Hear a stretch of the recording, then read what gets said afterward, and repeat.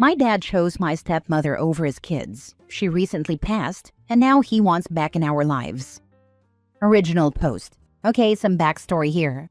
My parents divorced while I, 26 male, was still a toddler, and most of my childhood was spent between both parents and my older sister Trish and brother Ron. Until I was a teen, my parents were great co-parents, and we were all close with our dad. Then he met his second wife, Susan. They had only been dating for a few months when they decided to get married.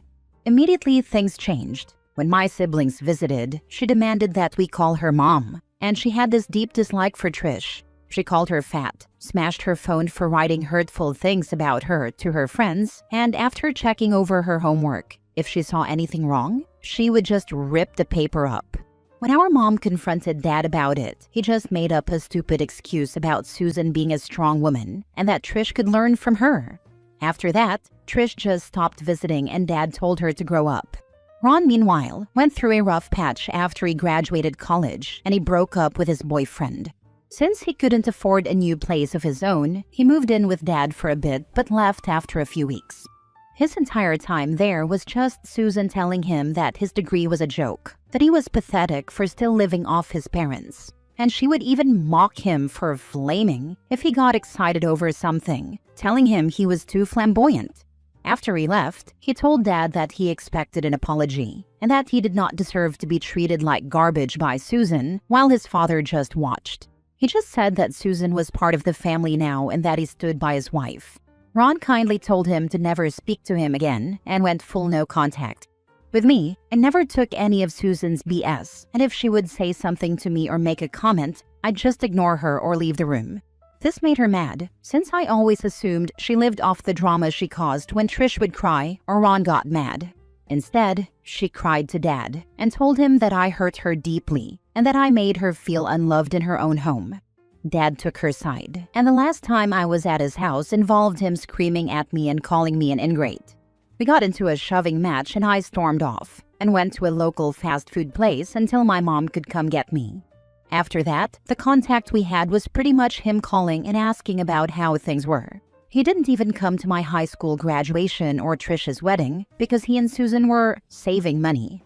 We all came to accept that Dad chose his new wife over us, and while it hurt like hell, we moved on.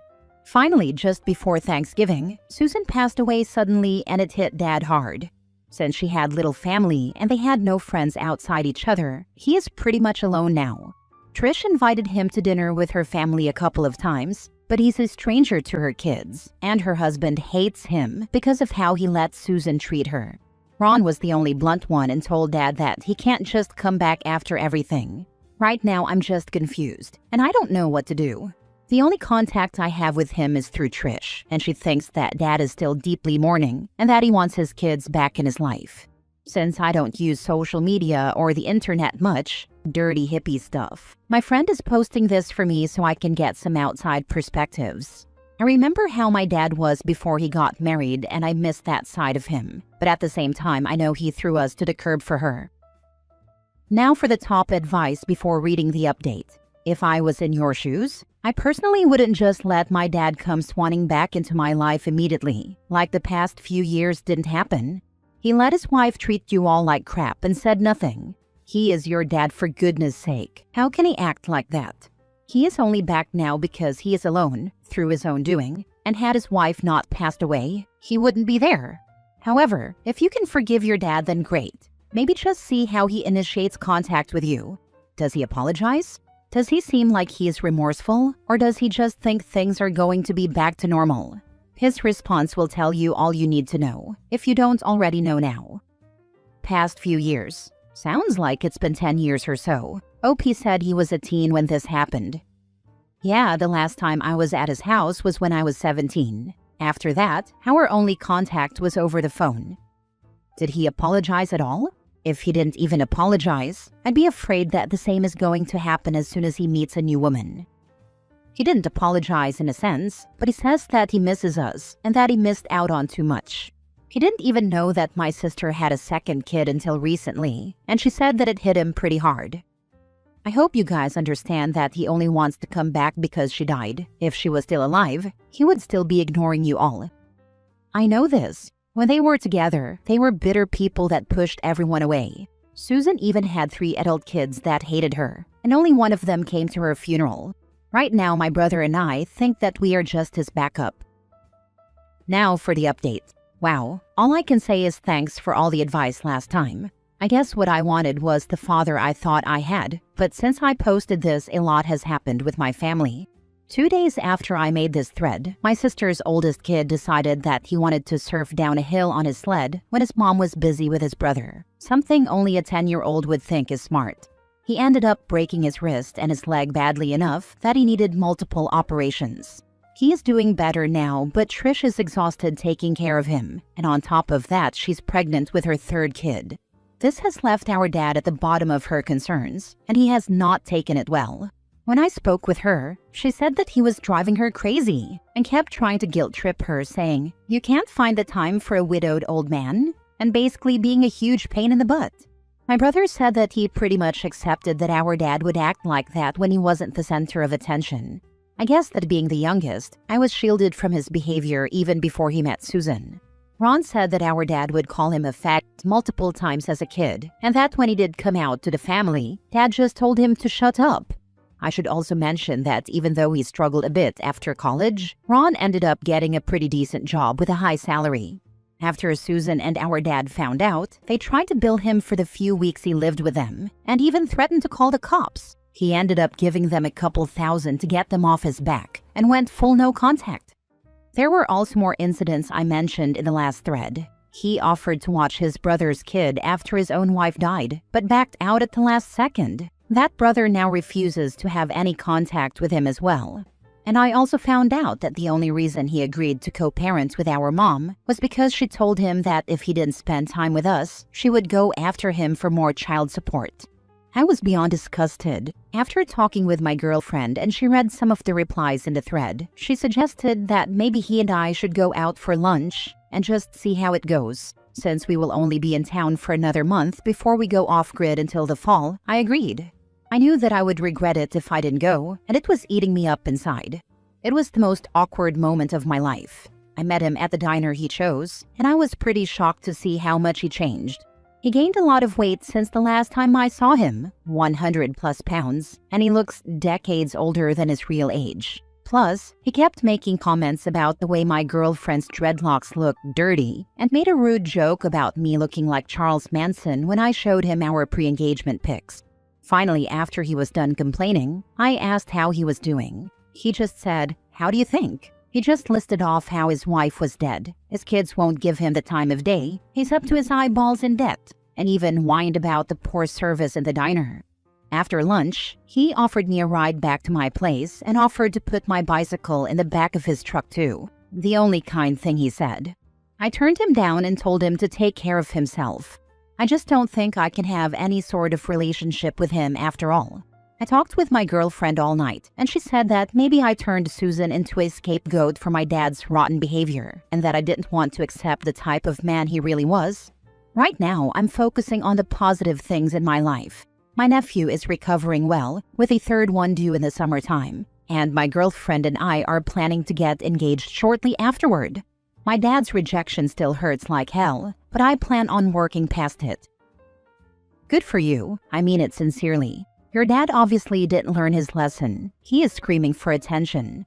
Well, he is not a kid anymore and there are consequences. I feel sad for you. Your dad sounds like mine. I have forgiven my dad because he is dying, and I just don't want to get mad anymore. My own dad finally started showing some compassion when he realized he's going to die alone. Turns out he's still an a-hole though. Only last week did he send me paragraphs of text telling me how much of a failure I am and how I will never be successful. Because that's how you support your kids. I just replied to your old thread saying take some time and space to evaluate. Forgot I was browsing the before story. I think you've got the mythical closure that people sometimes aim for. I've recently had a similar conversation with my brother, where I realized that the relationship I want to have with him just isn't going to happen. What can you do when you tell someone that they've hurt you with their actions and they reply, "Well, I'm an a-hole. I admit it. I'm not going to change." It upset me, but also gave me peace. I don't have to keep trying to work on this relationship anymore, trying to find the right words or actions to help us connect. It's not my fault it isn't working. Your eyes have been opened to your dad's crappy behavior. It's helping you explain some of the things about your childhood. I think your girlfriend is right about how you projected all the awfulness onto Susan.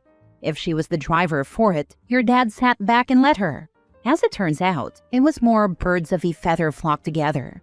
I'm glad you gave him a chance to hear him out, even if you didn't like what you heard, because now you know the reality of the situation and can deal with that, rather than what ifs and what might have been. It sounds like you have loving relationships around you. It doesn't sound like you'll repeat the patterns of your childhood with the next generation. Last story. My son cut contact due to his stepfather. I divorced my ex-husband when my son was 11 years old. We had 50-50 custody. I remarried to my current husband 2 years after that. My current husband and my son did not get along, to say the least. Even when I was dating him, they remained aloof with each other. My son was anxious in interacting, but was still respectful toward him. My husband saw dealing with my son as something he signed up for if he was going to continue to be in a relationship with me. My husband still kept his distance from my son.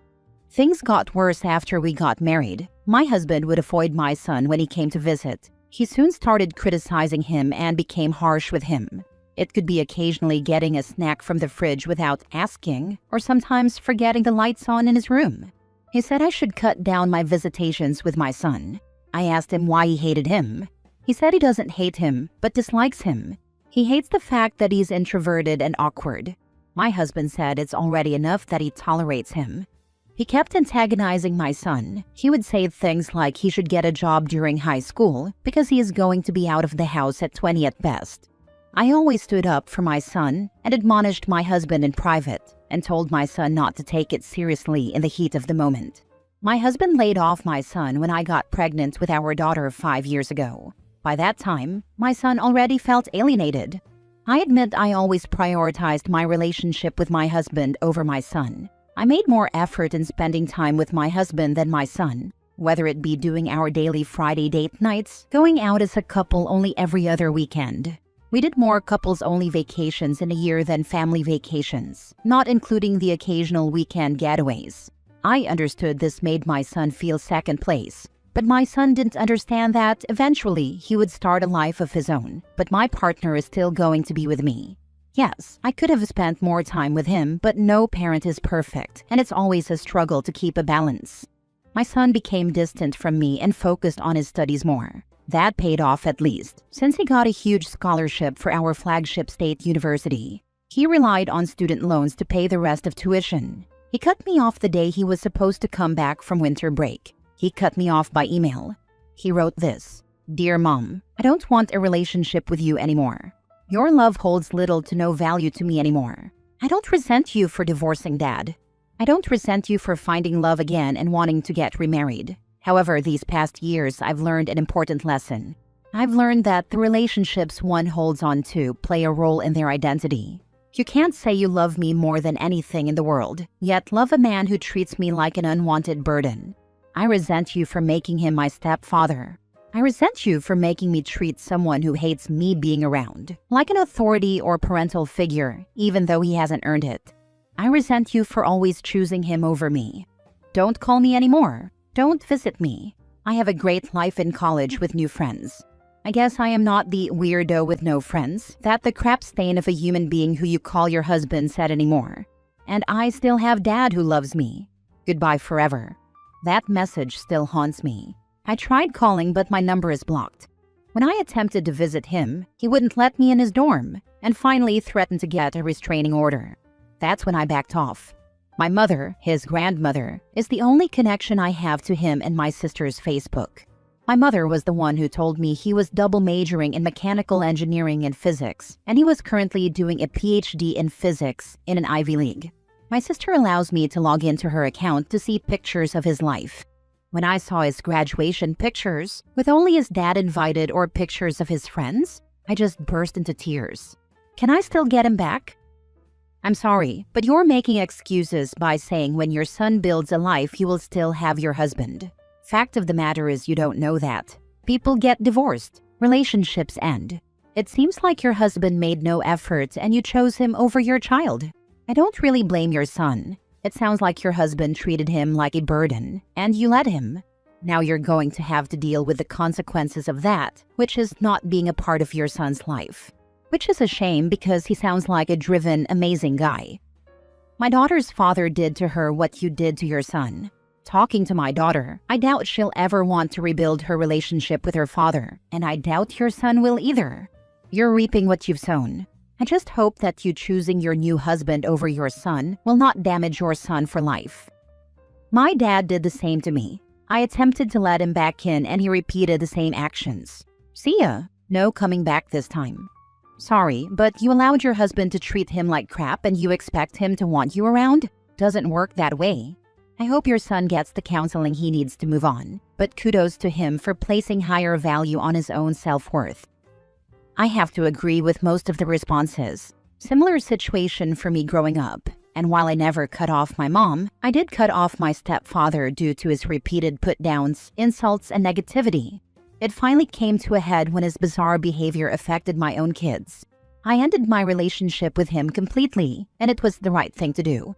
While for my own benefit, I forgave him. It was during my final talk with him after 10 years of silence, and he was on his deathbed.